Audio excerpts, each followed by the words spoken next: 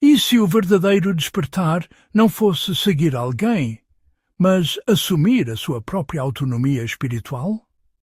Esta é uma pergunta que ressoa cada vez mais forte em um mundo saturado de informações, guias e sistemas de crenças.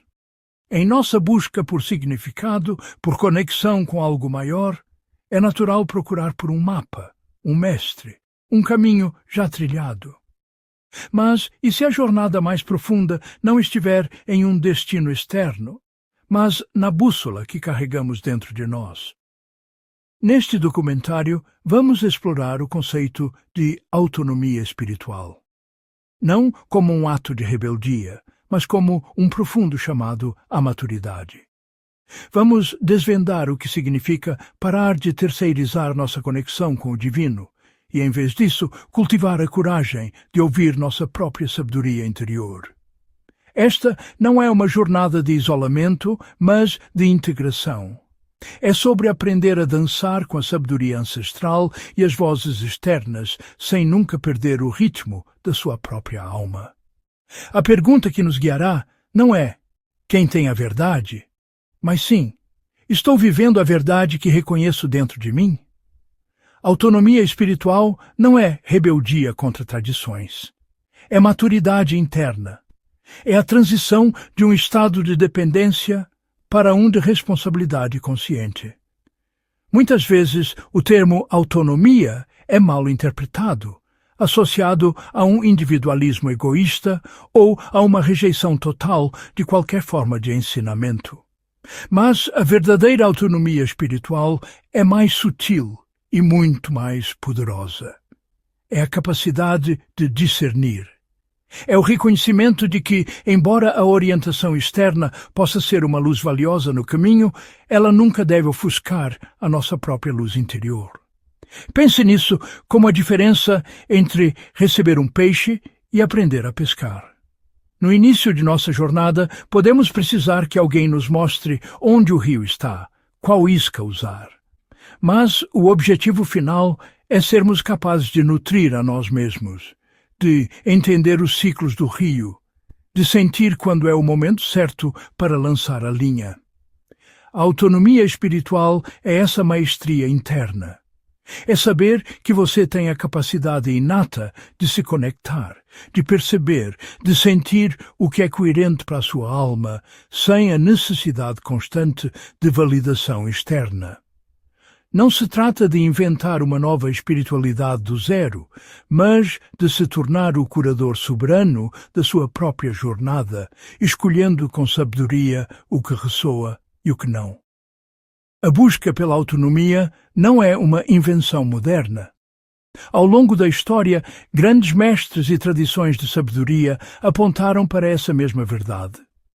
O Buda encorajou seus seguidores a serem uma lâmpada para si mesmos. Nos ensinamentos védicos, o conceito de Atman, a centelha divina individual, sugere que a verdade última reside dentro de cada ser. O filósofo Ralph Waldo Emerson, um dos pilares do transcendentalismo, defendeu a autossuficiência como o caminho para uma vida autêntica, instando-nos a confiar em nosso próprio gênio interior. No entanto, muitas estruturas religiosas e espirituais, ao longo do tempo, se institucionalizaram de maneiras que podem, intencionalmente ou não, desencorajar essa soberania. Ao criar hierarquias, dogmas e intermediários, sacerdotes, gurus, mestres, o poder da conexão direta foi muitas vezes transferido do indivíduo para a instituição. Isso não invalida a sabedoria contida nessas tradições. Significa apenas que o buscador autônomo aprende a separar o néctar do ensinamento do recipiente que o contém. Ele entende que a sabedoria é universal, mas a sua aplicação e integração são profundamente pessoais. É parar de terceirizar sua conexão para líderes, gurus ou sistemas fechados. Esta é talvez a mudança mais crucial no caminho para a autonomia. A psicologia nos mostra que temos uma tendência inata a buscar figuras de autoridade, especialmente em momentos de incerteza. Queremos que alguém nos diga o que fazer, como pensar, como sentir. Quando a espiritualidade depende sempre de validação, ela vira dependência emocional. A linha entre devoção saudável e submissão cega pode se tornar perigosamente tênue. Essa dependência cria um ciclo vicioso. O seguidor busca o guru para se sentir seguro, e o guru, por sua vez, pode ter sua identidade e poder reforçados pela devoção do seguidor. O problema não está na orientação em si, mas na dinâmica de poder que anula o discernimento do indivíduo. A autonomia começa quando você questiona, experimenta e integra por si. Quando a voz de um mestre externo se torna um convite à reflexão, e não um comando a ser obedecido. É entender que orientação externa pode ajudar, mas nunca substituir sua percepção direta. A verdadeira autoridade espiritual não reside fora, mas floresce de dentro para fora. Então, como cultivamos essa autoridade interna? A autonomia espiritual não é um conceito abstrato. Ela é construída através de práticas concretas e consistentes. Uma das ferramentas mais poderosas é o diário. Escrever não é apenas registrar pensamentos, é um ato de escuta profunda. Ao colocar suas dúvidas, intuições e experiências no papel, você cria um espelho para sua alma, permitindo que padrões e verdades internas se revelem. Outra prática fundamental é a meditação ou o silêncio contemplativo. Em um mundo barulhento, o silêncio é o solo fértil, onde a semente da sua intuição pode germinar. Não se trata de esvaziar a mente, mas de criar espaço para observar o que surge, sem julgamento. É aprender a distinguir o ruído do ego da melodia sutil da sua consciência. E, crucialmente, a experimentação. A espiritualidade autônoma não é baseada na fé cega, mas na experiência vivida. Você pode ouvir, estudar, aprender, mas precisa sentir o que é coerente internamente. Isso significa tratar os ensinamentos espirituais como hipóteses, não como fatos. Experimente uma prática. Veja como ela afeta seu corpo, sua mente, seu coração. Ela lhe traz mais paz, mais clareza, mais compaixão? Ou gera ansiedade, culpa e confusão? Seu corpo e sua paz interior são o laboratório onde a verdade é testada. A autonomia cresce quando há discernimento, e o discernimento é forjado na chama da experiência direta. Assumir a autonomia espiritual não é isolamento, é responsabilidade. E parte dessa responsabilidade é saber como se relacionar de forma saudável com a orientação externa. Um bom mentor, professor ou comunidade não lhe dará respostas prontas. Em vez disso, eles farão as perguntas certas. Eles criarão um espaço seguro para sua própria exploração, agindo como um espelho que reflete sua própria luz de volta para você, em vez de tentar brilhar em seu lugar. A chave é buscar relacionamentos espirituais baseados no empoderamento mútuo, não na submissão. Isso também significa aprender a estabelecer limites. É perfeitamente saudável dizer obrigado, mas isso não ressoa comigo. É seu direito e sua responsabilidade proteger seu espaço interior. Isso não significa rejeitar ensinamentos. Significa não se anular diante deles. Uma comunidade saudável celebra a soberania de seus membros, entendendo que a força do grupo vem da integridade de cada indivíduo. A verdadeira conexão floresce na liberdade, não na conformidade. Vamos considerar a história de Clara. Criada em um sistema de crenças muito rígido, ela sentia um vazio crescente entre os dogmas que lhe eram ensinados e a verdade que sentia em seu coração. Por anos, ela suprimiu suas dúvidas, acreditando que havia algo de errado com ela. A virada veio não com uma nova religião, mas com a permissão que deu a si mesma para explorar. Ela começou a ler filosofia, a praticar yoga, a passar tempo em silêncio na natureza. Ela não rejeitou tudo de sua criação.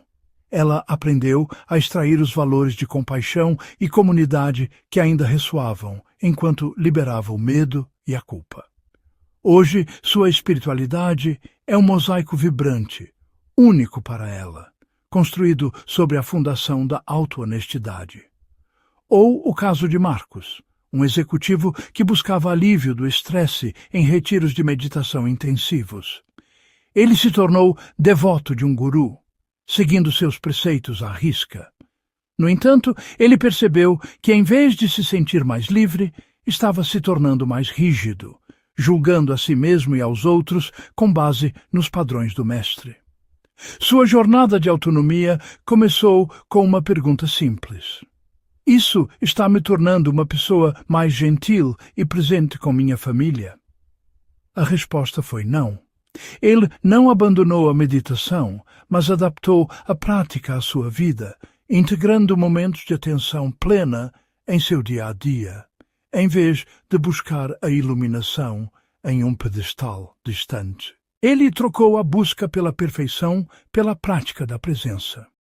Para tornar essa jornada mais tangível, aqui estão algumas ferramentas práticas. Primeiro, a bússola interna. Antes de tomar uma decisão ou aceitar um ensinamento, pare por um momento. Coloque a mão no coração, respire fundo e pergunte: isso me expande ou me contrai? Isso me traz uma sensação de paz ou de ansiedade? Aprenda a confiar na resposta sutil do seu corpo. Segundo, crie um conselho de sábios pessoal. Reúna a sabedoria de diversas fontes que o inspiram. Podem ser autores, filósofos, cientistas, artistas ou até mesmo personagens de ficção. Ao enfrentar um desafio, pergunte-se o que eles me aconselhariam. Isso o ajuda a acessar múltiplas perspectivas sem se prender a uma única autoridade. Terceiro, agende encontros com você mesmo. Um tempo semanal sagrado, sem distrações, para caminhar, escrever ou simplesmente ser. É nesse espaço que sua voz interior pode finalmente ser ouvida. O caminho da autonomia espiritual, como qualquer caminho de poder, tem seus próprios riscos e armadilhas. A principal delas é a inflação do ego, a linha entre confiar na minha verdade interior e eu sei tudo e estou acima de qualquer crítica pode ser sutil. Autonomia espiritual não é ego, é alinhamento. A verificação aqui é a humildade. A verdadeira soberania espiritual nos torna mais abertos, mais compassivos, mais conscientes de quão pouco sabemos. Outra armadilha é o bypass espiritual, o uso de conceitos espirituais para evitar lidar com questões psicológicas e emocionais. A autonomia genuína nos leva a uma integração mais profunda do nosso ser, incluindo nossas sombras e feridas, não a uma fuga delas. Por fim, há o risco do isolamento disfarçado de independência. Lembre-se, não é isolamento, é responsabilidade. A autonomia nos capacita a nos conectar com os outros de forma mais autêntica e saudável, não a nos afastarmos deles. Chegamos então de volta ao início. A autonomia espiritual é confiar na própria capacidade de perceber. É a jornada de sair da plateia da sua vida espiritual e subir ao palco. Não como a estrela solitária, mas como o diretor consciente da sua própria peça. É um convite para parar de procurar respostas e começar a viver as perguntas. É entender que a espiritualidade não é um destino a ser alcançado, mas a própria maneira como caminhamos. A pergunta final, portanto, não é se você está pronto para encontrar um mestre. A pergunta é: você está pronto para encontrar a si mesmo? Para confiar na sabedoria que já reside em você, esperando pacientemente para ser ouvida? A jornada começa agora, com uma respiração, uma pergunta, um passo consciente na direção da sua própria verdade. Pare por um instante. Respire fundo Sinta o ar preenchendo seus pulmões, a pulsação suave do seu coração. Agora, olhe para o céu noturno, mesmo que apenas em sua imaginação. Cada ponto de luz que você vê é uma estrela, um sol distante, talvez com seus próprios mundos girando ao redor. Você se sente pequeno? Insignificante? É uma sensação comum diante da vastidão do cosmos. Mas, e se essa perspectiva estivesse incompleta? E se você não estivesse apenas vivendo no universo, mas fosse o próprio universo se observando? E se cada pensamento, cada pergunta, cada momento de admiração não fosse apenas seu, mas uma expressão do próprio cosmos, despertando para si mesmo?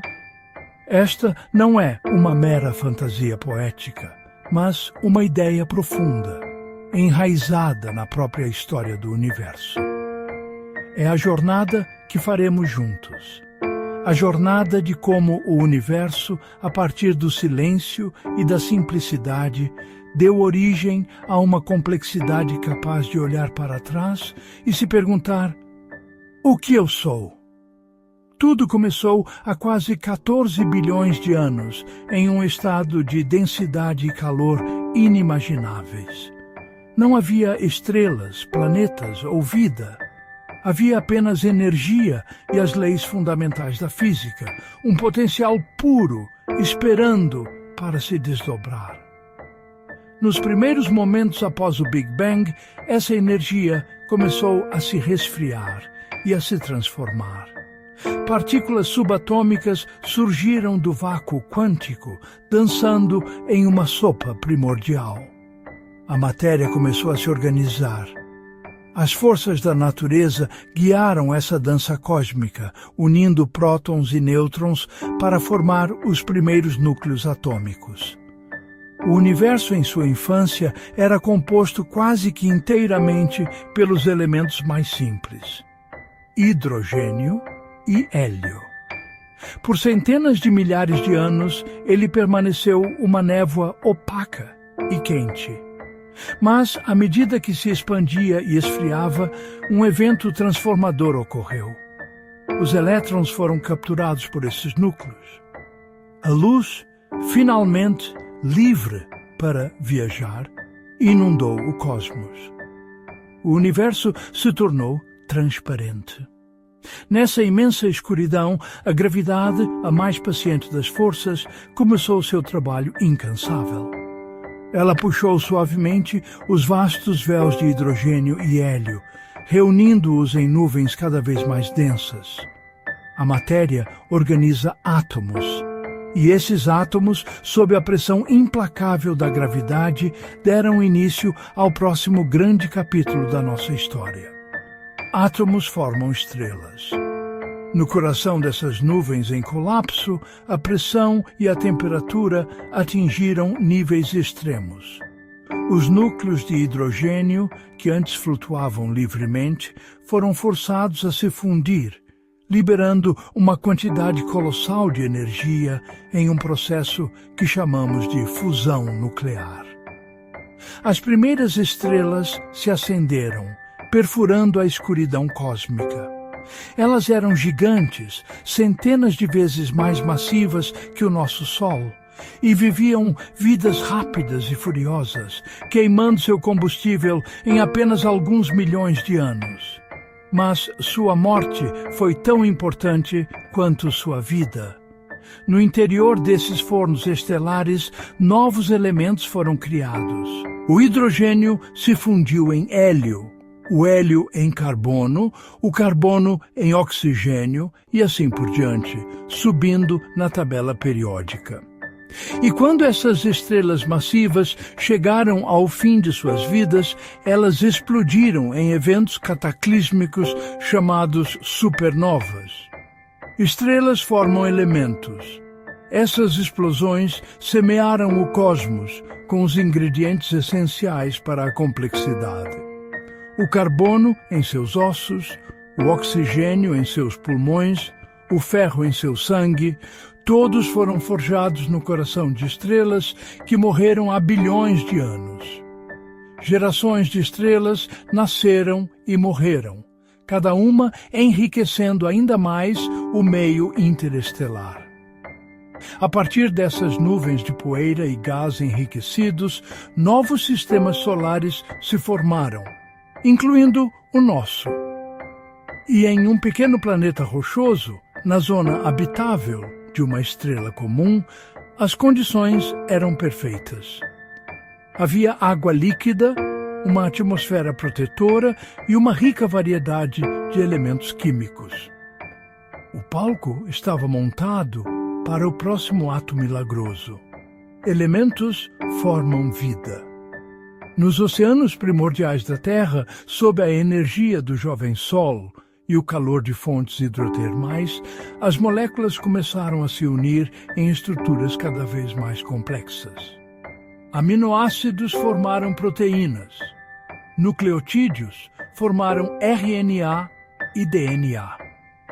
Em algum momento, de alguma forma, que ainda estamos tentando compreender plenamente, uma dessas moléculas desenvolveu uma habilidade notável, a capacidade de se replicar. A vida havia começado. Por bilhões de anos, a vida evoluiu, impulsionada pela seleção natural, de organismos unicelulares a colônias multicelulares, das profundezas do oceano para a terra firme. A vida se diversificou em uma tapeçaria de formas e funções de tirar o fôlego, cada uma solução única para o desafio da sobrevivência. E dessa vida, em uma linhagem de primatas que aprenderam a andar sobre duas pernas e a usar ferramentas, surge algo incrivelmente raro e precioso. Dentro do crânio humano, cerca de 86 bilhões de neurônios se conectaram, formando a estrutura mais complexa que conhecemos no universo. Essa rede neural deu origem a uma nova forma de ser. Não apenas reagir ao ambiente, mas percebê-lo. Não apenas existir, mas saber que existe. Consciência capaz de perceber. A matéria estelar, forjada em supernovas e reunida pela gravidade, havia se organizado de tal maneira que agora podia contemplar as próprias estrelas de onde veio. O hidrogênio primordial, após uma jornada de 13,8 bilhões de anos, agora pensa sobre o Big Bang. O universo, através de nós, abriu os olhos. E essa percepção muda tudo. Ela nos conecta a cada átomo, cada estrela, cada galáxia. Somos a evidência viva de que o universo não é apenas um lugar, mas um processo. Um processo de crescente complexidade e autoconhecimento. Somos o meio pelo qual o cosmos se torna ciente de sua própria beleza, de sua própria vastidão e de seu próprio mistério. Há um gesto, uma ação, que nos une a todos os nossos antepassados através de milênios de história. É um ato de simplicidade e de profunda admiração. É o ato de parar, inclinar a cabeça para trás e simplesmente olhar para o céu noturno. Na quietude da noite, longe das luzes ofuscantes das nossas cidades, o universo se revela em sua glória silenciosa. Pontos de luz, alguns firmes, outros tremeluzentes, espalhados por um veludo de escuridão infinita. Cada um desses pontos é um sol, uma estrela, muitas delas maiores e mais brilhantes que a nossa. Muitas delas com seus próprios planetas, mundos que talvez nunca conheçamos.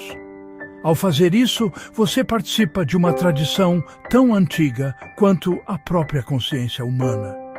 Desde os primeiros hominídeos, que se maravilharam com o fogo celeste, até os astrônomos modernos, que mapeiam galáxias distantes, a humanidade sempre foi cativada por este espetáculo. Mas e se essa experiência for mais do que apenas uma observação passiva? E se, neste exato momento, algo muito mais profundo estiver acontecendo? Considere esta ideia. Quando você olha o céu, o cosmos está se olhando através de você. Esta não é apenas uma metáfora poética, é uma verdade literal, tecida na própria estrutura da realidade e na sua própria existência. Você, este ser consciente que experimenta o mundo, que sente alegria, tristeza, curiosidade e espanto, é um fragmento do universo que despertou.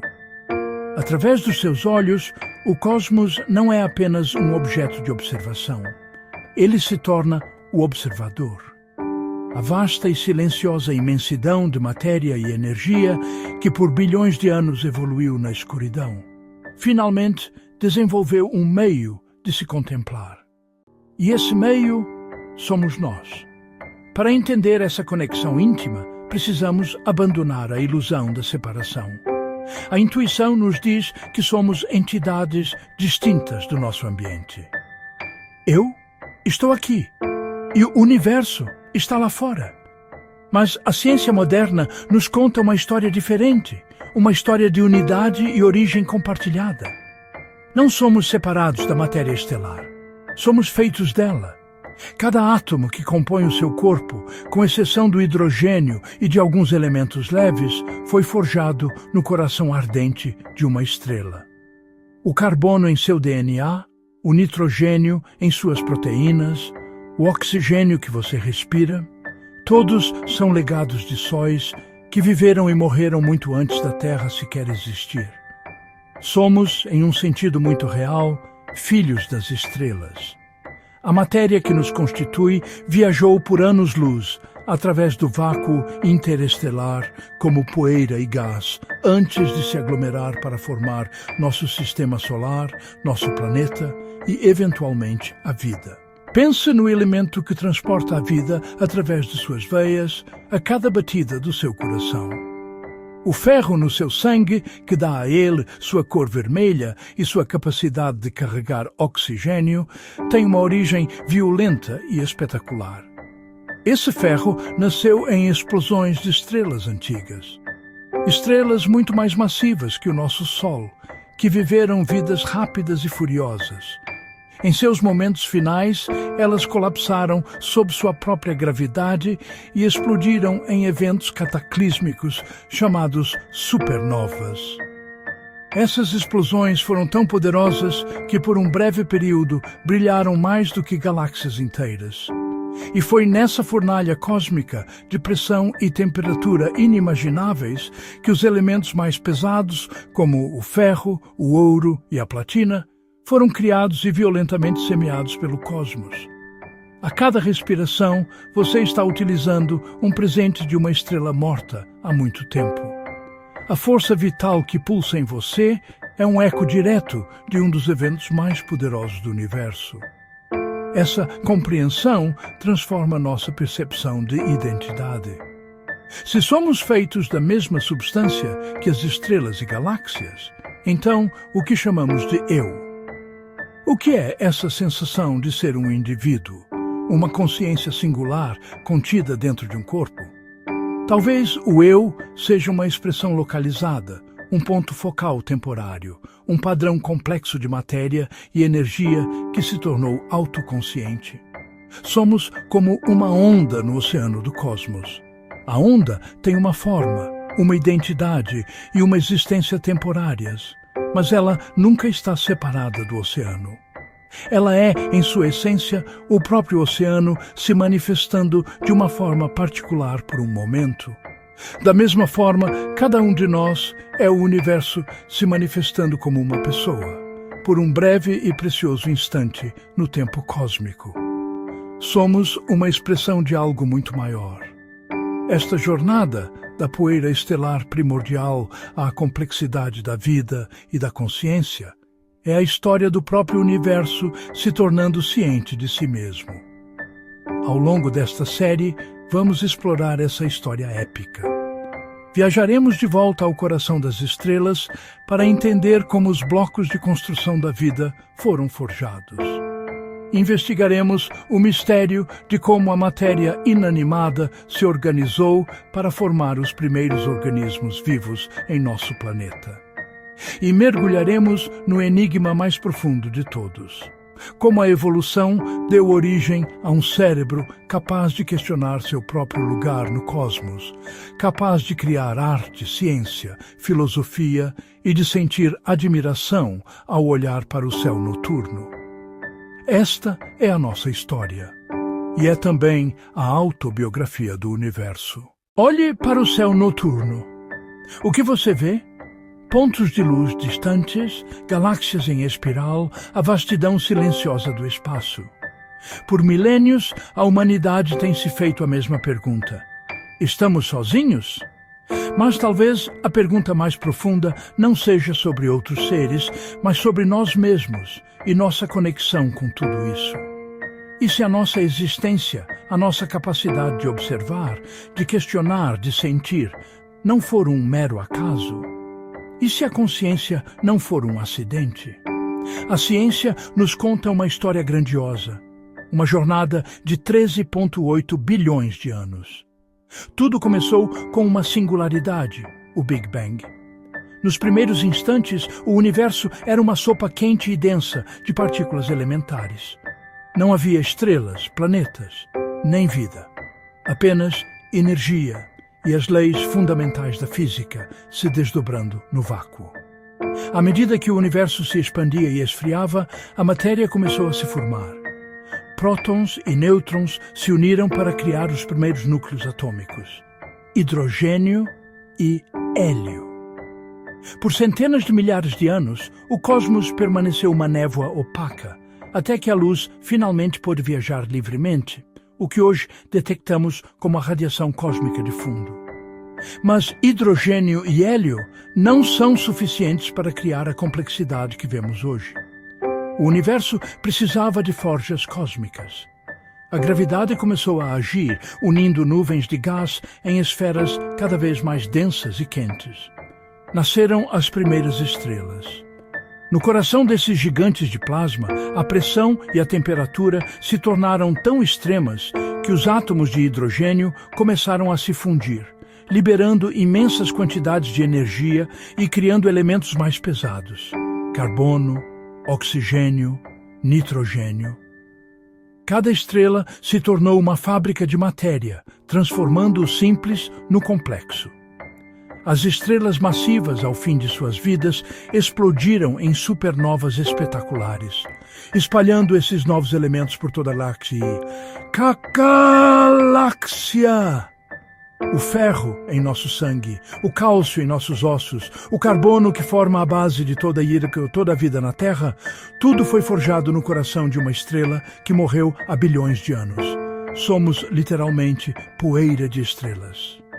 Essa poeira estelar não se dispersou ao acaso. Novamente, a gravidade orquestrou o próximo ato. Em torno de uma nova geração de estrelas, como o nosso Sol, os detritos de supernovas se aglomeraram em discos que lentamente se uniram para formar planetas, luas, asteroides. Em um pequeno planeta rochoso, a uma distância ideal de sua estrela, as condições eram perfeitas. Havia água líquida, uma atmosfera protetora e um coquetel de elementos químicos. A Terra primitiva era um laboratório planetário. Raios, atividade vulcânica e a radiação do jovem Sol forneceram a energia necessária para que moléculas simples se combinassem em estruturas mais complexas. Aminoácidos, nucleotídeos, os blocos de construção da vida. E então, o milagre. Em algum oceano primordial, uma molécula aprendeu a fazer cópias de si mesma. A vida começou.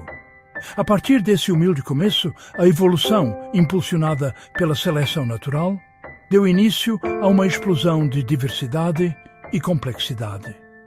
De organismos unicelulares a colônias multicelulares. De criaturas marinhas a plantas e animais que conquistaram a terra firme. A vida se adaptou, sobreviveu a extinções em massa e se tornou cada vez mais intrincada. Nesse processo, um novo tipo de complexidade emergiu: o sistema nervoso. Redes de células especializadas em transmitir informações, permitindo que os organismos percebessem seu ambiente e reagissem a ele de maneiras cada vez mais sofisticadas. O ápice dessa jornada evolutiva, até onde sabemos, é o cérebro humano. Com seus 86 bilhões de neurônios, cada um conectado a milhares de outros, ele é a estrutura mais complexa do universo conhecido. E dentro dessa rede eletroquímica, algo extraordinário acontece. Surge a experiência subjetiva, a percepção da cor vermelha, o som de uma melodia, o sentimento de alegria, a dor da perda, a consciência. Essa qualidade misteriosa que nos permite não apenas processar informações, mas que estamos processando. É aqui que a grande narrativa cósmica se volta para dentro. A matéria estelar, organizada de uma forma específica, começa a refletir sobre sua própria origem. A consciência pode ser o modo pelo qual o universo se torna consciente de si. E como o universo se observa? Através de nós, através dos nossos olhos que evoluíram para captar a luz das estrelas, através da nossa mente que desenvolveu a linguagem da matemática para descrever as leis da física, e através dos nossos instrumentos que estendem nossos sentidos para além de qualquer limite biológico. Com telescópios, perscrutamos o passado do cosmos, vendo galáxias como eram há bilhões de anos. Com detectores de partículas, investigamos os blocos fundamentais da própria matéria. O método científico, nossa ferramenta mais poderosa, nos permite formular hipóteses, testá-las e construir um modelo cada vez mais preciso da realidade. Cada descoberta, cada imagem do telescópio James Webb, cada equação confirmada é o universo decifrando a si mesmo. A física quântica, a teoria que descreve o mundo no nível mais fundamental, nos apresenta um paradoxo ainda mais profundo. Ela sugere que a realidade subatômica é inerentemente probabilística e que o ato de observar pode influenciar o resultado de um experimento. Uma partícula como um elétron pode existir em múltiplos estados ao mesmo tempo, até ser medida. Nesse momento, ela escolhe um estado. Isso nos leva a uma conclusão desconcertante. A realidade, em sua base, pode não ser totalmente definida sem um observador. Não existe observador externo. Existe participação. Essa ideia transforma nossa relação com o cosmos. Se somos o meio pelo qual o universo se torna consciente, então não somos meros espectadores de um grande espetáculo. O universo não é palco, é processo vivo. E nós somos parte integrante e ativa desse processo. Essa percepção carrega consigo uma profunda responsabilidade. A responsabilidade de proteger este frágil planeta, o único lar que conhecemos onde a consciência floresceu. A responsabilidade de usar nosso conhecimento com sabedoria e compaixão. E a responsabilidade de continuar a questionar, a explorar, a buscar o entendimento. Da próxima vez que você se sentir pequeno diante da imensidão do céu noturno, lembre-se da jornada. Lembre-se de que os átomos do seu corpo foram forjados em estrelas distantes. Lembre-se de que a sua mente é o produto de bilhões de anos de evolução cósmica. O universo não é algo separado de você. Ele está se manifestando e se percebendo através de você. Talvez você não esteja pequeno diante do cosmos. Talvez seja parte da sua autoconsciência. A curiosidade que o impulsiona a olhar para as estrelas é a própria curiosidade do universo. Continue olhando, continue perguntando. Pois, na busca pelo conhecimento do cosmos, o universo está, em última análise, buscando conhecer a si mesmo. A pergunta não é qual é o meu lugar no universo. É como o universo está se percebendo através de mim agora. Em nosso mundo acelerado, Somos constantemente bombardeados com a ideia de que a felicidade e a realização estão sempre um passo à nossa frente. Uma nova conquista, um novo objeto, um novo relacionamento. Vivemos em uma busca incessante por algo que está lá fora, algo que precisamos atrair, puxar para a nossa realidade. Mas, e se essa premissa estivesse fundamentalmente invertida? E se manifestar não fosse sobre atrair algo externo, mas sim sobre se tornar internamente compatível com aquilo que desejamos? Esta pergunta simples, porém profunda, nos convida a uma jornada para dentro. Ela sugere que o universo não responde aos nossos pedidos desesperados ou aos nossos desejos passageiros. Em vez disso, ele espelha quem nós somos em nosso nível mais fundamental. A manifestação, sob essa nova ótica, deixa de ser um ato de querer e passa a ser um ato de ser. Não se trata de perseguir borboletas, mas de cultivar um jardim para que elas venham até você por vontade própria. Pense nisso por um momento. Quantas vezes você já definiu uma meta, visualizou o resultado com toda a sua força, repetiu afirmações positivas, mas, no final do dia, sentiu uma dissonância, uma voz interna que sussurrava: "Isso não é para mim?" Essa voz é o ponto crucial. É o eco da sua identidade atual, a sua programação mais profunda. E é por isso que a verdadeira transformação não pode começar no desejo. O desejo é efêmero, como uma nuvem no céu. A manifestação começa na identidade. Começa na fundação sólida de quem você acredita ser. A identidade é o sistema operacional da sua mente. É o conjunto de crenças conscientes e inconscientes que você mantém sobre si mesmo e sobre o mundo. É a história que você se conta todos os dias, a cada momento. Eu sou uma pessoa ansiosa. Eu nunca tenho sorte com dinheiro. Relacionamentos são complicados. Eu não sou disciplinado o suficiente.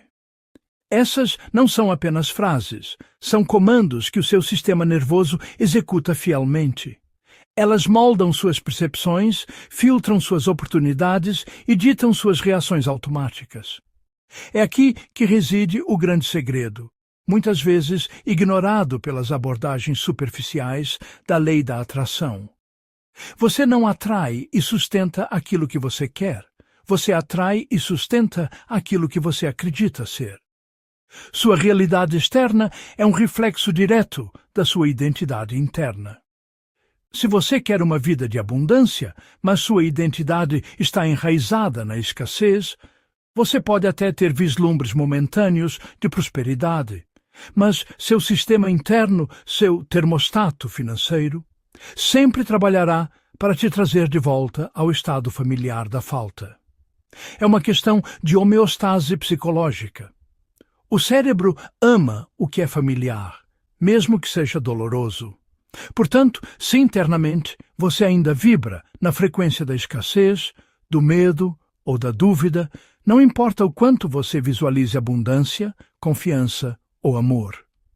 É como tentar rodar um software de última geração em um computador de 20 anos atrás. O sistema não é compatível. A visualização e as afirmações são ferramentas poderosas, mas elas se tornam ineficazes quando aplicadas sobre uma fundação de crenças conflitantes. Elas se tornam apenas um exercício intelectual, uma fantasia momentânea que não consegue penetrar as camadas mais profundas da sua psique. A realidade não responde à sua intenção isolada. Ela responde à sua coerência energética. A coerência é o alinhamento harmônico entre o que você pensa, o que você sente e o que você faz. Quando esses três elementos estão em sincronia, você se torna um poderoso ímã vibracional. Sua energia se torna clara, focada e inconfundível. O universo não precisa mais decifrar sinais mistos. Você não está mais pedindo por saúde enquanto seus hábitos diários gritam autossabotagem. Você não está mais pedindo por amor enquanto suas emoções transmitem medo da intimidade. Então, o que é manifestar em sua essência mais pura? Manifestar é o processo deliberado de alinhar seu pensamento, sua emoção e sua ação com o estado de ser que você deseja viver. Não é sobre obter algo, mas sobre encarnar uma nova versão de si mesmo. É um processo de dentro para fora. Primeiro, você decide quem você quer ser. Você define a identidade da pessoa que já vive a realidade que você deseja. Como essa pessoa pensa? Como ela se sente na maior parte do tempo? Quais são suas crenças sobre si mesma e sobre a vida? Que ações ela toma diariamente? A partir dessa clareza, o trabalho começa. É um trabalho de desconstrução e reconstrução. Desconstruir as velhas histórias, os velhos padrões de pensamento e as reações emocionais automáticas que compõem sua identidade limitante. E, simultaneamente, construir e reforçar a nova identidade através de práticas diárias que a tornem cada vez mais real e familiar para o seu sistema nervoso. É um treinamento, assim como treinar um músculo na academia. No início é desconfortável, exige esforço consciente. Mas, com a repetição, o novo estado de ser se torna sua nova natureza. Quando você muda quem você é, o que você faz muda automaticamente. E quando o que você faz muda, os resultados que você obtém na vida mudam como consequência natural. Você não precisa mais forçar ou lutar. Você simplesmente age a partir de um novo lugar, de uma nova identidade, e o mundo ao seu redor se reorganiza para espelhar essa nova verdade. A pessoa que você se tornou agora é magneticamente compatível com as experiências, pessoas e oportunidades que antes pareciam distantes. Este é o convite deste nosso encontro. Abandonar a luta externa e começar a jornada interna da transformação da identidade. É um caminho que exige coragem, autoconsciência e disciplina, mas que oferece a promessa de uma mudança real e duradoura. Não se trata de uma fórmula mágica, mas de uma ciência da transformação pessoal, baseada na neuroplasticidade, na coerência cardíaca e em princípios atemporais de sabedoria. Ao longo dos próximos minutos, vamos explorar em profundidade o que significa essa manifestação baseada na identidade. Vamos mergulhar na neurociência por trás da formação de hábitos e crenças, entender como nossas emoções impactam nossa fisiologia e campo energético, e aprender um framework prático para alinhar pensamento, emoção e ação. Prepare-se para desafiar suas percepções e para descobrir que o poder de criar a vida que você deseja não está em algum lugar lá fora, esperando para ser encontrado. Ele já reside dentro de você, esperando para ser despertado, cultivado e expresso. A pergunta não é o que você quer atrair, mas sim quem você precisa se tornar. A jornada começa agora. Quantas vezes nos encontramos parados em uma espécie de compasso de espera, aguardando que as circunstâncias externas se alinhem a nosso favor? Esperamos por um sinal, por uma oportunidade, pela permissão de alguém, ou simplesmente que o universo, de alguma forma, decida que agora é a nossa vez. Vivemos sob a premissa de que a mudança é um evento que acontece de fora para dentro. Que primeiro o cenário precisa ser perfeito, as condições ideais, o caminho livre de obstáculos, para que então possamos agir e, finalmente, alcançar o que desejamos. Mas essa é uma perspectiva que nos coloca em uma posição passiva, como meros espectadores da nossa própria vida, reagindo aos acontecimentos em vez de criá-los. A verdade, contudo, reside em um lugar muito mais profundo e poderoso. A transformação genuína, aquela que realmente altera o curso da nossa realidade, não começa no mundo ao nosso redor. Ela não é uma consequência de fatores externos. Não é esperar que o mundo mude primeiro. A verdadeira mudança, a que tem o poder de redefinir nosso destino, é uma reorganização interna. É um trabalho silencioso e profundo que acontece dentro de nós. É mudar a estrutura interna que interpreta e responde ao mundo. Pense nisso como a arquitetura da sua mente, o sistema operacional da sua consciência. Essa estrutura é composta por nossas crenças mais arraigadas, as histórias que contamos a nós mesmos sobre quem somos e do que somos capazes. Inclui nossos valores, nossas memórias emocionais e os padrões de pensamento que se tornaram automáticos ao longo dos anos. É essa matriz interna que filtra cada experiência, cada interação, cada pedaço de informação que recebemos. Ela funciona como uma lente através da qual vemos a realidade. Se a lente está embaçada por crenças de escassez, medo ou autocrítica, o mundo parecerá um lugar hostil e limitado. Se, por outro lado, a lente é polida com autoconfiança, otimismo e um senso de propósito, o mesmo mundo se revela cheio de possibilidades e oportunidades. Mudar essa estrutura não é apagar quem você é, mas sim atualizar o seu sistema. É como passar de um software antigo, cheio de bugs e limitações, para uma versão nova, mais eficiente, poderosa e alinhada com seus objetivos atuais. É um processo de desaprender o que não serve mais e reprogramar conscientemente a maneira como você processa a realidade. Quando você se torna diferente nesse nível fundamental, quando sua identidade central é transformada, o efeito cascata é inevitável e profundo. Não é uma mudança superficial de comportamento. É uma metamorfose que começa no núcleo do seu ser. Você não está mais apenas agindo como uma pessoa confiante. Você é uma pessoa confiante. Você não está tentando ser disciplinado. A disciplina se torna uma expressão natural de quem você é.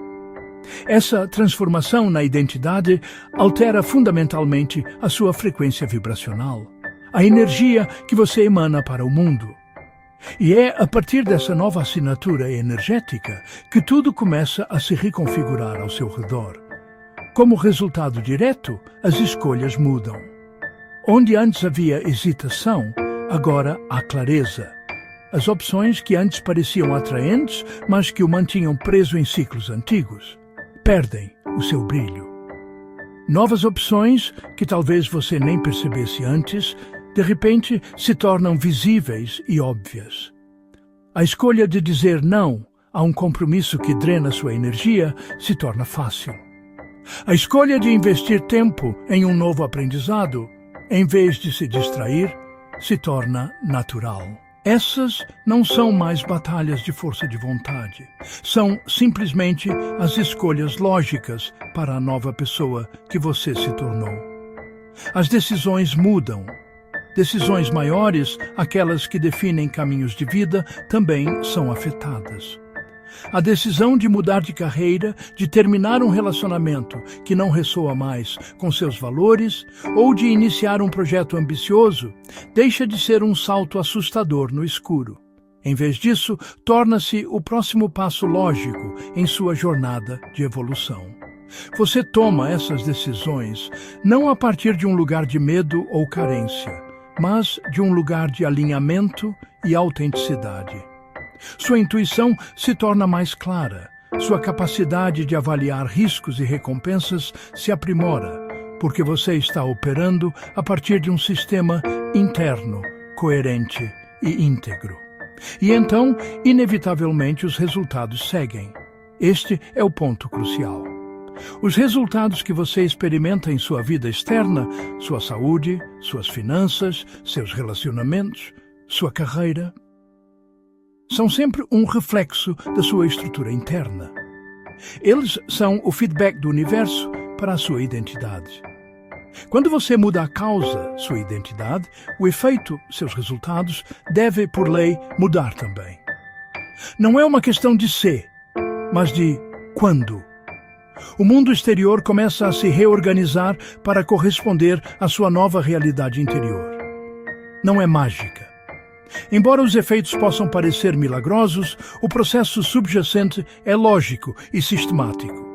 Não se trata de pensamento positivo vazio ou de desejar algo com força suficiente. Pensamento positivo, sem uma mudança de identidade correspondente, é como tentar instalar um software novo em um hardware incompatível. Pode funcionar por um tempo, mas o sistema eventualmente irá falhar. A verdadeira transformação não é um truque de mágica, é identidade sustentada. A palavra-chave aqui é sustentada. Não se trata de uma explosão momentânea de inspiração ou de uma decisão de ano novo que dura apenas algumas semanas. Trata-se de incorporar essa nova identidade de forma tão completa que ela se torna o seu estado padrão de ser. É a prática diária, a repetição consciente de pensamentos, emoções e ações alinhadas com quem você escolhe ser, até que essa nova versão se torne automática. É a consistência que solidifica a identidade. É o compromisso contínuo com a sua própria evolução que a torna real e duradoura. O campo responde ao que é consistente, não ao que é eventual. Pense no universo ou no campo quântico como um imenso espelho ressonante. Ele não responde aos nossos desejos passageiros ou aos nossos esforços esporádicos.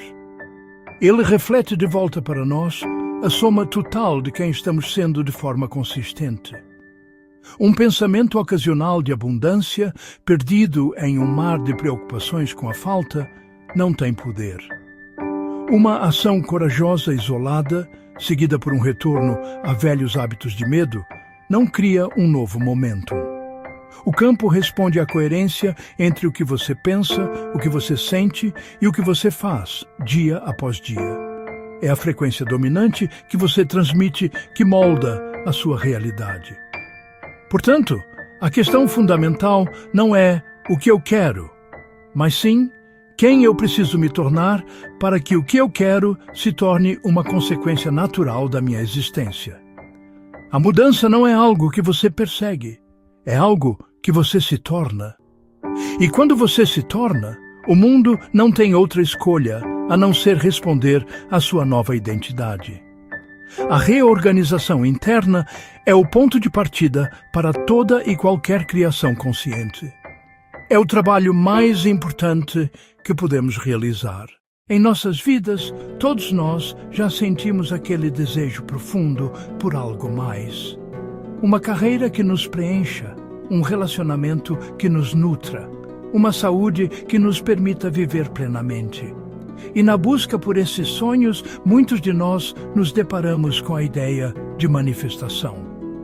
Uma palavra que evoca imagens de quadros de visão, afirmações repetidas ao espelho e um esforço constante para projetar nossos desejos para o cosmos, como se estivéssemos tentando persuadir uma força externa a nos conceder nossos pedidos. Nós nos esforçamos, pedimos, imploramos, tentando convencer o universo de que somos merecedores. Mas e se essa abordagem, essa luta externa, estiver fundamentalmente equivocada? E se a chave não estiver em gritar nossos desejos para o vazio, mas em silenciar e ouvir o que já existe dentro de nós?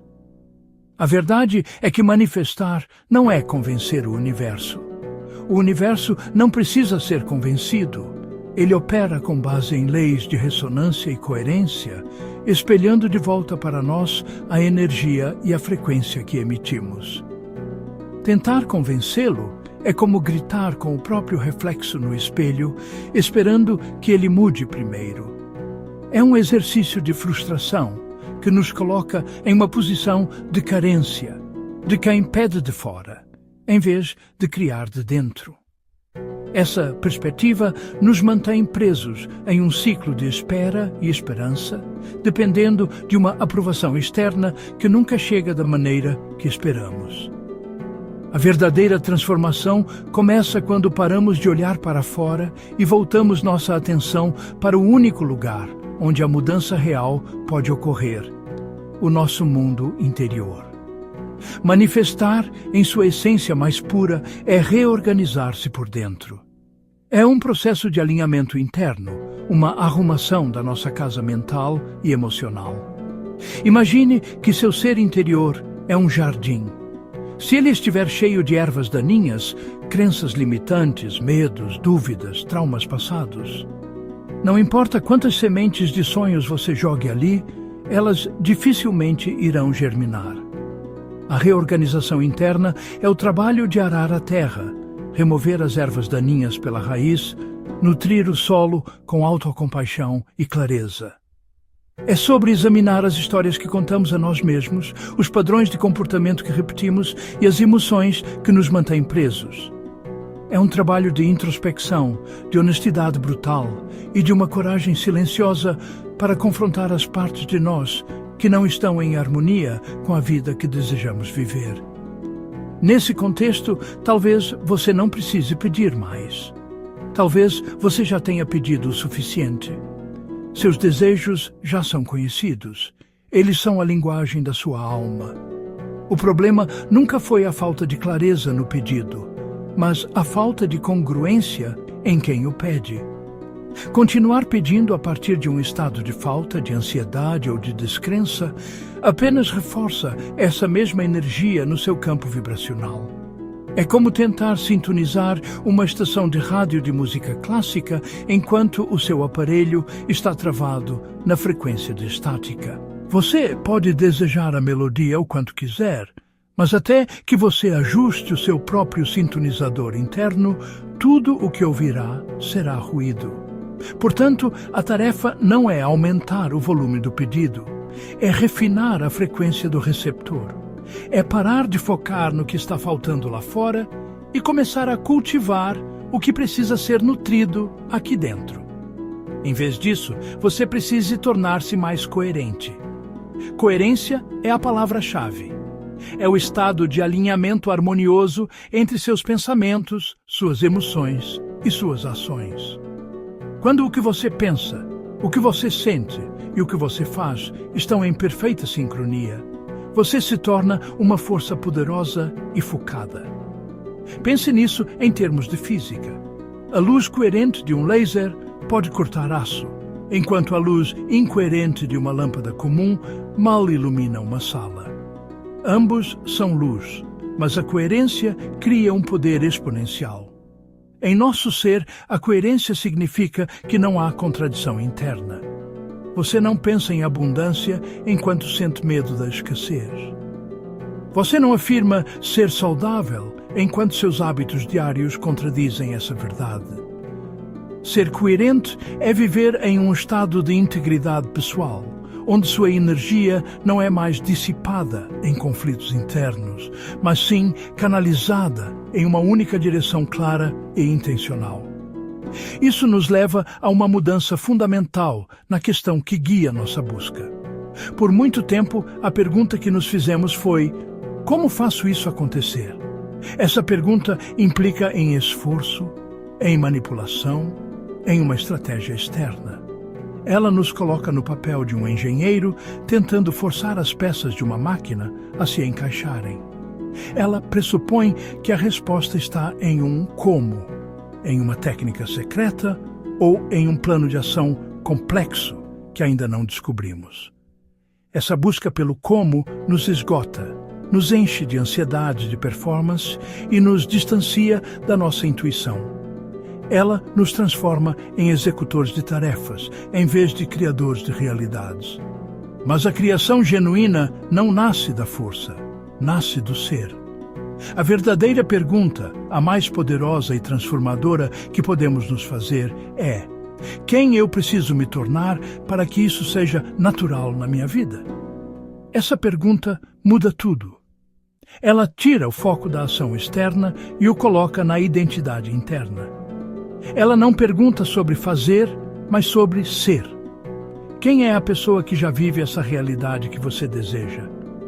Quais são seus pensamentos dominantes? Como ela se sente ao acordar pela manhã? Quais são suas crenças sobre si mesma e sobre o mundo? Como ela lida com desafios? Que hábitos ela pratica diariamente? A resposta não está em uma fórmula mágica, mas em uma evolução do ser. Não se trata de fazer para ter, mas de ser para ter. Quando você se torna a pessoa, a realidade que você busca não precisa mais ser perseguida. Ela simplesmente ressoa com quem você é. Ela se torna uma consequência natural, uma extensão inevitável da sua nova coerência interna. Este é o verdadeiro chamado. Não para pedir mais, mas para se tornar mais. E se o seu atraso, essa sensação constante de estar um passo atrás do mundo, não fosse realmente um atraso? E se, em vez de uma falha de caráter ou de produtividade, fosse apenas uma diferença? Uma dissonância fundamental entre dois relógios que governam a sua vida. O tempo externo, que todos compartilhamos, e o tempo interno, que é unicamente seu. Vivemos imersos em uma cultura que mede o sucesso e o valor em unidades de tempo. Medimos tudo por relógios, calendários, prazos e metas trimestrais. A sociedade opera sob o domínio do que os gregos antigos chamavam de Cronos, o tempo sequencial, quantitativo e implacável.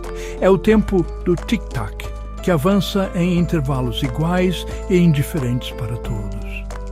É o tempo que nos diz que deveríamos ter nos formado aos 22, nos casado aos 30, alcançado o auge da carreira aos 40. É uma régua universal que aplicamos a jornadas que são tudo menos universais. Mas dentro de nós opera um outro tipo de tempo. Os mesmos gregos o chamavam de kairos. Este não é o tempo que se mede, mas o tempo que se sente. É o tempo qualitativo, o momento oportuno, a estação certa para que algo aconteça.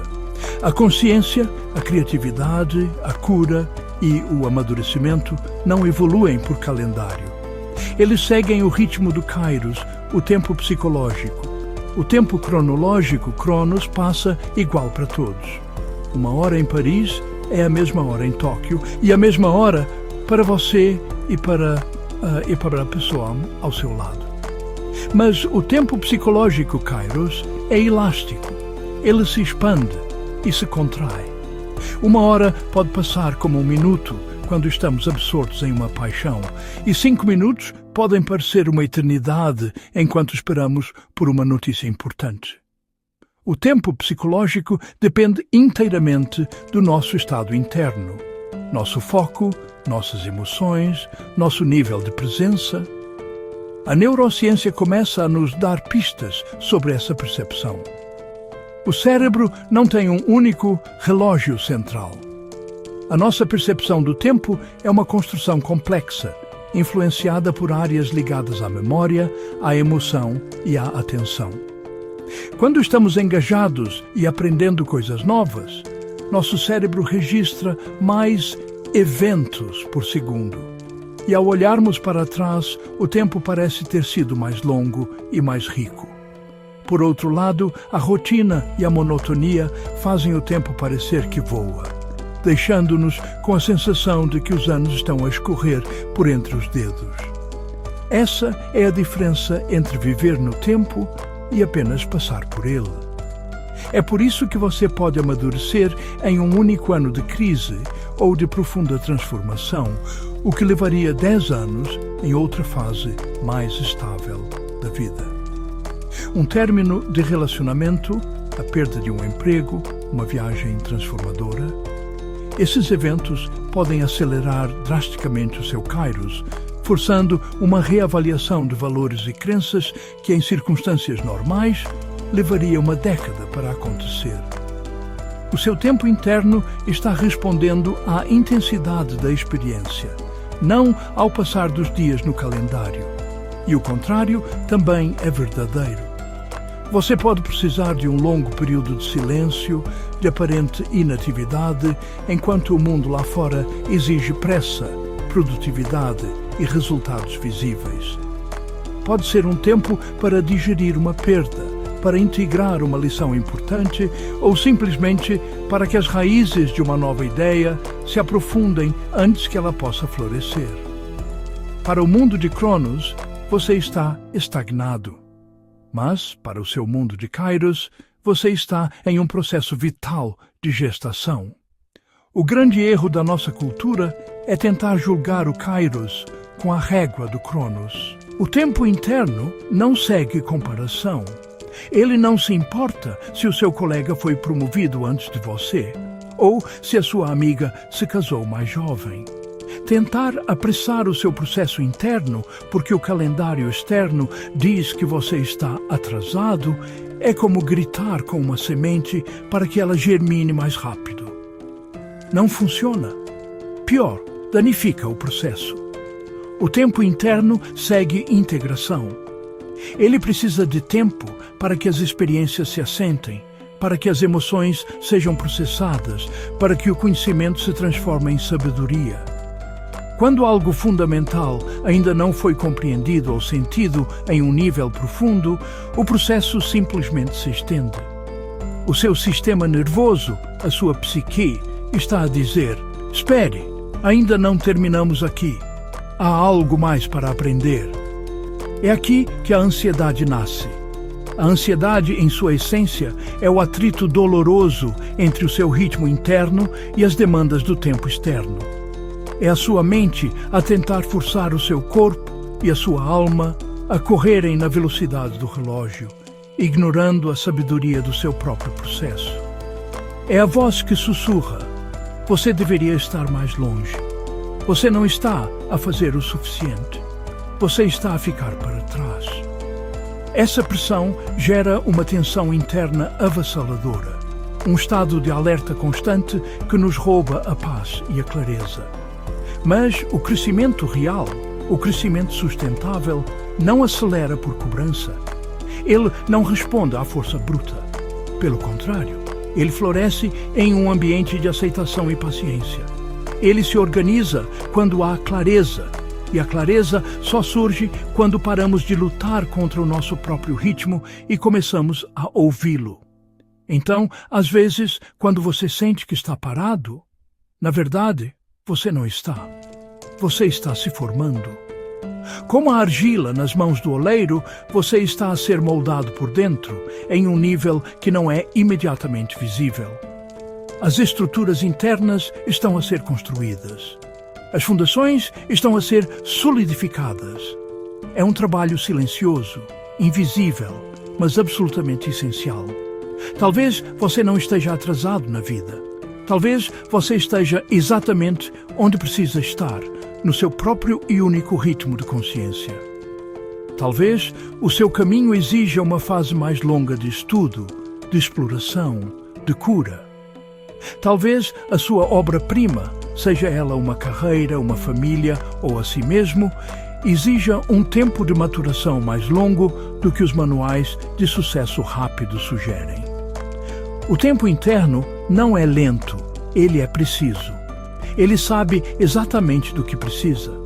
Ele sabe quando avançar, quando recuar e quando simplesmente permanecer. A sua inteligência é muito mais antiga e sábia do que a lógica apressada da nossa mente consciente, que foi treinada para otimizar e performar. Confiar nesse tempo é um ato de coragem. É um ato de rebelião contra uma cultura que nos diz que estar ocupado é o mesmo que ser importante. Portanto, a pergunta que realmente importa não é: por que ainda não aconteceu? Por que eu ainda não cheguei lá? Essa é a pergunta de Cronos, a pergunta da ansiedade e da comparação. A verdadeira pergunta, a pergunta de Kairos, a pergunta que cura e que abre caminhos é: o que, dentro de mim, ainda está a amadurecer, a se integrar, a se fortalecer, em preparação para se manifestar no mundo? O que esta fase de aparente espera está a tentar me ensinar? Ao mudar a pergunta, você muda tudo. Você sai da tirania do relógio e entra na sabedoria do seu próprio ser. E se o despertar não fosse algo que você escolhe, mas algo que simplesmente acontece? Esta é uma pergunta que pode parecer abstrata, poética, talvez até um pouco dramática. Mas, para um número crescente de pessoas, ela descreve uma experiência profundamente real, uma mudança sísmica na fundação da sua própria existência. Não é uma decisão tomada numa manhã de segunda-feira, como escolher começar uma nova dieta ou um novo hobby. É mais como o tempo a mudar. Primeiro, há uma alteração subtil na atmosfera, uma brisa que não estava lá antes. Depois, as nuvens começam a mover-se de uma forma diferente. E, de repente, sem que tenha pedido ou planeado, encontra-se no meio de uma tempestade ou sob um céu de uma clareza ofuscante. O despertar, no sentido de que falaremos, é precisamente isso. Um evento da consciência. Um fenômeno que não pede permissão para entrar. Ele chega silenciosamente, muitas vezes disfarçado de inquietação, de um sentimento vago de que algo não está certo, mesmo quando tudo na sua vida parece estar perfeitamente no lugar. É a sensação de estar a representar um papel num guião que não se lembra de ter lido, muito menos de ter concordado em representar. Este processo não depende de aprovação social, nem de validação externa. Na verdade, ele floresce precisamente na ausência delas. Vivemos num mundo que nos treina, desde a infância, a procurar sinais externos para medir o nosso valor e o nosso progresso. As notas na escola, os gostos nas redes sociais, a promoção no trabalho, o tamanho da nossa casa, os elogios dos amigos e da família. Construímos a nossa identidade sobre este andaime de opiniões alheias. O despertar começa a abalar essa estrutura. É a compreensão gradual e por vezes dolorosa de que o júri que realmente importa não está lá fora, mas aqui dentro. É a descoberta de uma bússola interna que esteve silenciosa durante muito tempo, abafada pelo ruído das expectativas dos outros. Quando essa bússola começa a mexer-se, a sua agulha não aponta para o que é popular, para o que é aceite ou para o que lhe disseram que deveria querer.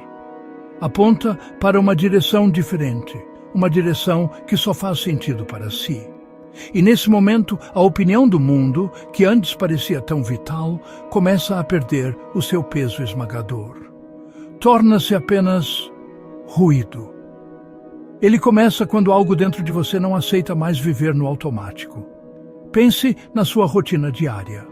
O alarme toca. Você levanta-se, toma café, vai para o trabalho, responde a e-mails, participa em reuniões, cumpre tarefas.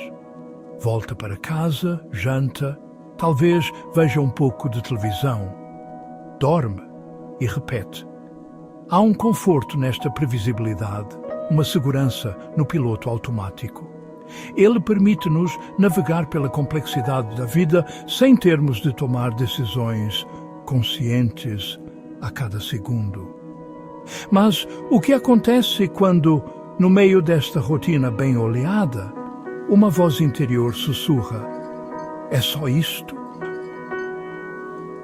O que acontece quando, ao olhar para o seu reflexo, já não reconhece a pessoa que o encara? Este é o ponto de ruptura. O despertar é a rebelião da sua consciência contra a tirania do hábito. É a sua alma a recusar-se a continuar a dormir, enquanto o corpo apenas executa movimentos programados. É o momento em que a pergunta "porquê?" se torna mais importante do que a resposta "porque é assim que as coisas são". Não é um ato de vontade, mas uma consequência inevitável de uma saturação interna. A sua mente, o seu coração, o seu espírito simplesmente não conseguem mais compactuar com a inércia. E é crucial entender, isto não é rebeldia, é lucidez emergindo. A rebeldia é uma reação, uma força que se define pela oposição a algo externo. Um rebelde luta contra o sistema, contra a autoridade, contra as regras. A sua identidade está ligada àquilo que ele combate. A lucidez, por outro lado, não é uma reação, mas uma ação que nasce de dentro. Não se trata de lutar contra o mundo, Trata-se de finalmente ver o mundo e a si mesmo com clareza. É como estar num quarto escuro durante anos e de repente alguém acende uma luz. A primeira reação não é de raiva contra a escuridão, mas de espanto com o que se revela. Vê a mobília, as cores, os detalhes que nunca soube que existiam. Vê a poeira nos cantos e as rachaduras na parede. A lucidez é isso, a capacidade de ver as coisas como elas são, não como nos disseram que eram, não como gostaríamos que fossem, e não como tínhamos medo que fossem. É um estado de percepção aguçada que dissolve as ilusões que nos mantinham confortáveis, mas aprisionados. O problema é que o despertar raramente é conveniente. Ele não espera que termine aquele projeto importante, que os seus filhos cresçam ou que se reforme. Ele irrompe no meio da sua vida cuidadosamente construída, como uma erva daninha a crescer através do pavimento impecável. E a sua chegada mexe em tudo. Ele mexe em relações. De repente, conversas que antes eram fáceis tornam-se superficiais. Amizades baseadas em queixas partilhadas ou em distrações começam a parecer vazias. Pode descobrir que as pessoas que ama não compreendem ou até se sentem ameaçadas pela sua mudança. A sua nova clareza pode iluminar dinâmicas tóxicas ou desequilíbrios que antes preferia ignorar. Manter essas relações da mesma forma torna-se impossível. Exige uma renegociação honesta ou, por vezes, um afastamento doloroso. Ele questiona crenças, as verdades que lhe serviram de alicerce durante toda a sua vida, sobre sucesso, amor, religião, política, sobre o que é certo e errado. São subitamente postas em causa. Não por um argumento externo, mas por uma dissonância interna.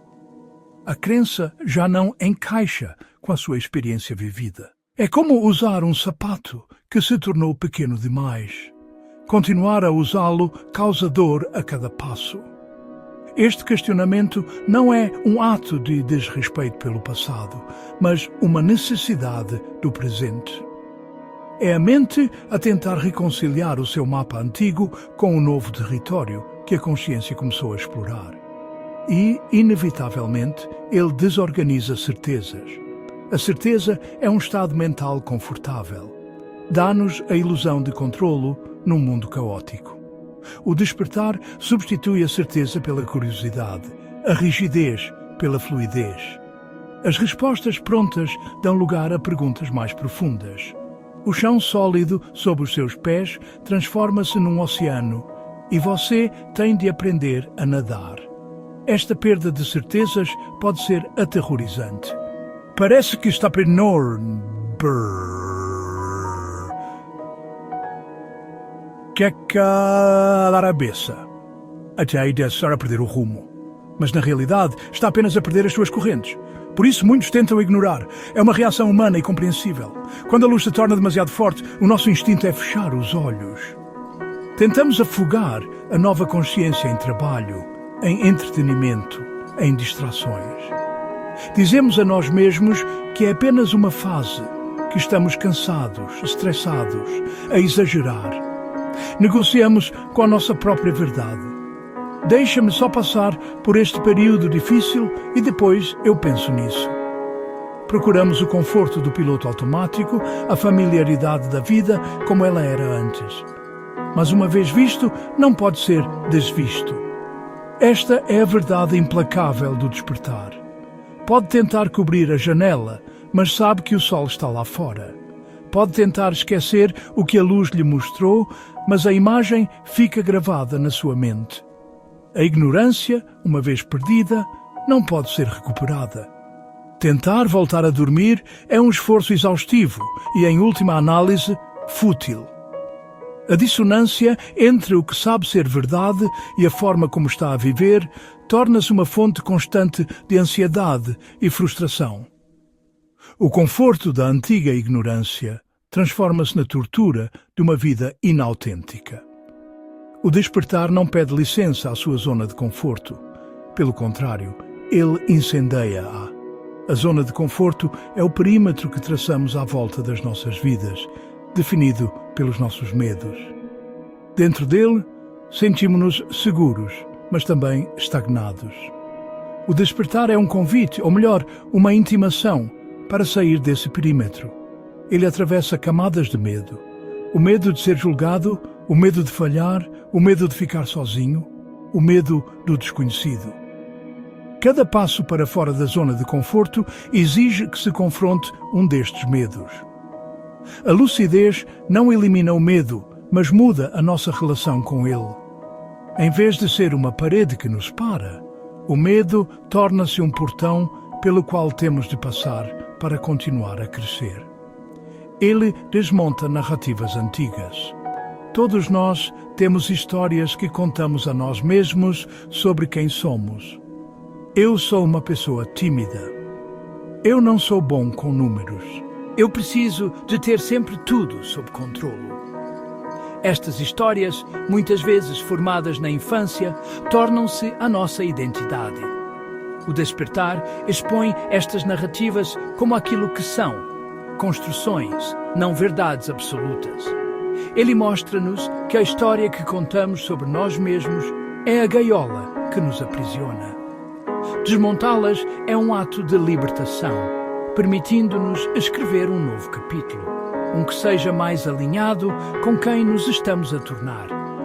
E de forma implacável, ele expõe incoerências internas, a discrepância entre os nossos valores e as nossas ações. Dizemos que valorizamos a saúde, mas negligenciamos o nosso corpo.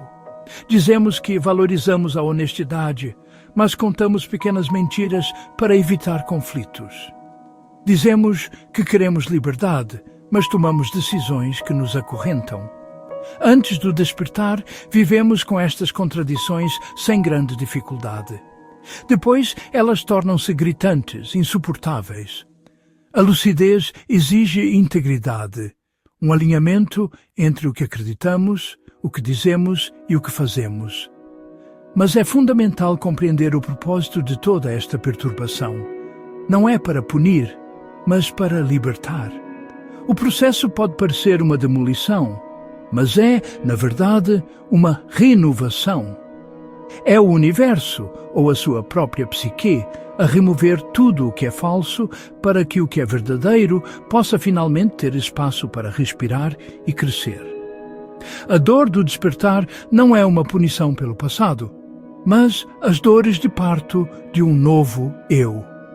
É a dor de músculos que não eram usados há muito tempo e que agora são chamados a mover-se.